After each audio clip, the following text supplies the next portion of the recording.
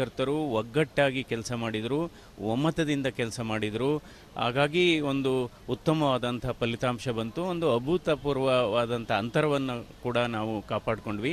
ಹೀಗಾಗಿ ಒಂದು ಬದಲಾವಣೆ ಗಾಳಿ, ಯಾಕೆಂದರೆ ಈ ಗೆಲುವು ಏನಿದೆ, ಬೆಂಗಳೂರು ಗ್ರಾಮಾಂತರ ಲೋಕಸಭಾ ಕ್ಷೇತ್ರದ ಗೆಲುವು ಇದು BJP JDS ಕಾರ್ಯಕರ್ತರ ಗೆಲುವಾಗಿದೆ.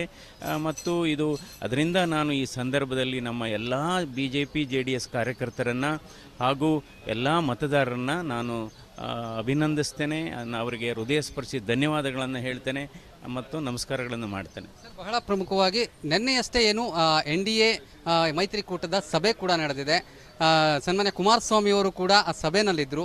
ಇದ್ರ ಬಗ್ಗೆ ಅಂದರೆ ಸಭೆಯಲ್ಲಿ ಏನೆಲ್ಲ ಚರ್ಚೆಗಳಾಯಿತು ಅನ್ನೋದ್ರ ಬಗ್ಗೆ ನಿಮ್ಮ ಹತ್ರ ಏನಾದರೂ ಮಾತನಾಡಿದಾರಾ ಸರ್ ಕುಮಾರಸ್ವಾಮಿ? ಇಲ್ಲ, ನನ್ನ ಜೊತೆ ಇನ್ನೂ ಯಾರೂ ಮಾತಾಡಿಲ್ಲ, ನನಗೆ ಅದ್ರ ಬಗ್ಗೆ ಮಾಹಿತಿ ಇಲ್ಲ. ಸರ್, ಈಗ ಸದ್ಯಕ್ಕೆ ಕ್ಯಾಬಿನೆಟ್ನಲ್ಲಿ ಕರ್ನಾಟಕದವರಿಗೂ ಅವಕಾಶವನ್ನು ಕೊಡಬೇಕು ಅನ್ನುವಂತಹ ನಿಟ್ಟಿನಲ್ಲಿ ಸಾಕಷ್ಟು ಚರ್ಚೆಗಳು ಕೂಡ ಆಗ್ತಾ ಇದೆ.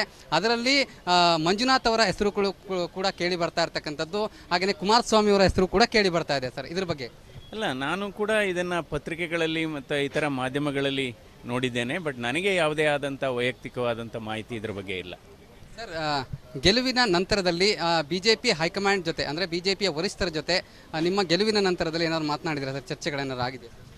ಇಲ್ಲ, ಈಗೆಲ್ಲ ನಮ್ಮ ರಾಷ್ಟ್ರೀಯ ಮಟ್ಟದ ವರಿಷ್ಠರು ಸರ್ಕಾರದ ರಚನೆಯಲ್ಲಿ ಅವರು ಆ್ಯಕ್ಚುಲಿ ತೊಡಗಿಸ್ಕೊಂಡಿದ್ದಾರೆ. ಬಹುಶಃ ಮುಂದಿನ ದಿನಗಳಲ್ಲಿ ಮಾತಾಡ್ತೇವೆ. ಈಗ ಸದ್ಯಕ್ಕೆ ಯಾವುದೇ ರಾಷ್ಟ್ರೀಯ ವರಿಷ್ಠರ ಜೊತೆ ನಾನು ಮಾತಾಡಿಲ್ಲ. ಸದ್ಯಕ್ಕೆ ಇರುವಂತಹ ಮಾಹಿತಿಯ ಪ್ರಕಾರ ಕುಮಾರಸ್ವಾಮಿ ಅವರು ನಿಮ್ಮ ವಿಚಾರವನ್ನು ಚರ್ಚೆ ಮಾಡಿದ್ದಾರೆ BJPಯ ಏನು ವರಿಷ್ಠರ ಜೊತೆಯಲ್ಲಿ ಎನ್ನುವಂಥದ್ದು, ಇದ್ರ ಬಗ್ಗೆ ಸರ್? ಅಲ್ಲ, ಅವರು ಮಾಡಿರ್ಬೋದು, ಬಟ್ ನನಗೆ ಯಾವುದೇ ಮಾಹಿತಿ ಇಲ್ಲ, ಸ್ಪಷ್ಟವಾದ ಮಾಹಿತಿ ನನಗಿಲ್ಲ. ಸದ್ಯಕ್ಕೆ ಈಗ ನಿಮ್ಮ ಬಗ್ಗೆ ಅಂದರೆ ನಡಿ ಈಗ ಶುರು ಮಾಡೋಣ. ಕೇಸರಿಯಿಂದ ಮನೋಲ್ಲಾಸ ಮನಸ್ಸು ಮತ್ತೇರಿ ಕುಣಿದಾಡಿದೆ ನೋಡು, ಮನಸ್ಸು ಮತ್ತೇರಿ ಕುಣಿದಾಡಿದೆ ನೋಡು. ಕ್ಷಣ ಕ್ಷಣವೂ ಆಚರಿಸಿ ಕೇಸರಿ ಹಬ್ಬ. ವಿಮಲ್ ಬಾಯಲ್ಲಿ ಹೇಳಿ ಕೇಸರಿ. ಈ ಒಂದು ಕರ್ನಾಟಕದಲ್ಲೂ ಕೂಡ ಸಾಕಷ್ಟು ಚರ್ಚೆ ಆಗ್ತಾ ಇದೆ. ತಮಗೆ ಸಾಕಷ್ಟು ಅನುಭವ ಇದೆ ವೈದ್ಯಕೀಯ ವಿಚಾರಕ್ಕೆ ಸಂಬಂಧಪಟ್ಟಂತೆ, ಹೃದ್ರೋಗ ತಜ್ಞರಾಗಿದ್ದಂಥವರು ತಾವು, ಸಾಕಷ್ಟು ಅನುಭವ ಇದೆ.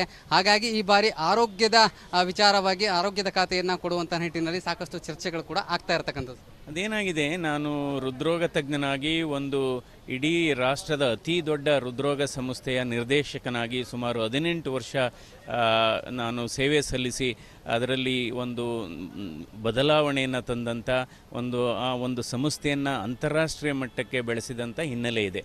ಹಾಗಾಗಿ ಜನರ ನಿರೀಕ್ಷೆ ಆಗಿರುತ್ತೆ. ಅಂದರೆ ಯಾವುದಾದ್ರೂ ಒಂದು ಕ್ಷೇತ್ರದಲ್ಲಿ ಅಭೂತಪೂರ್ವ ಸಾಧನೆ ಮಾಡಿದಂಥ ಸಂದರ್ಭದಲ್ಲಿ ಅದು ಜನರ ಅಭಿಪ್ರಾಯ ಆಗಿರುತ್ತೆ.